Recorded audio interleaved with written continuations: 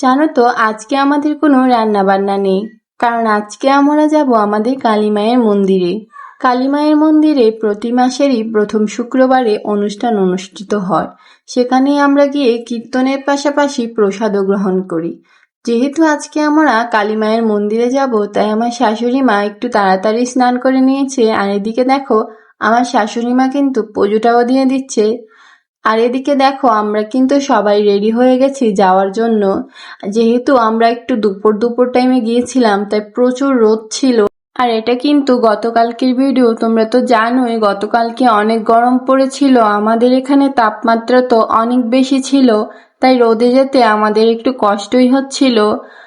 যাই হোক, আমরা কিন্তু হাঁটতে হাঁটতে চলে এসেছিলাম আমাদের মায়ের মন্দিরে।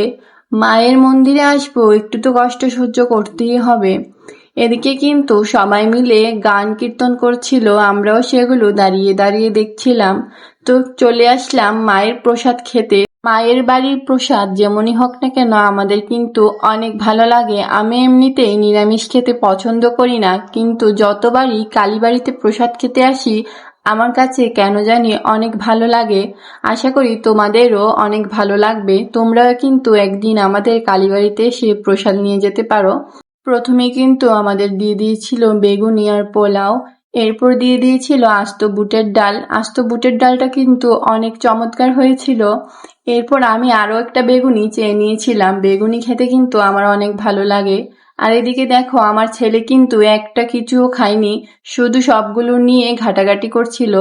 এরপর দিয়ে দিয়েছিল আমাদের ফুলকপি আলু দিয়ে তরকারি, এরপর দিয়ে দিয়েছিল চাটনি, আর সবার লাস্টে দিয়ে দিয়েছিল আমার সবচেয়ে পছন্দের একটা জিনিস, পরমান্ন মানে মিষ্টান্ন। এদিকে আমরা সবাই খেয়ে দিয়ে বাড়ি চলে আসছিলাম।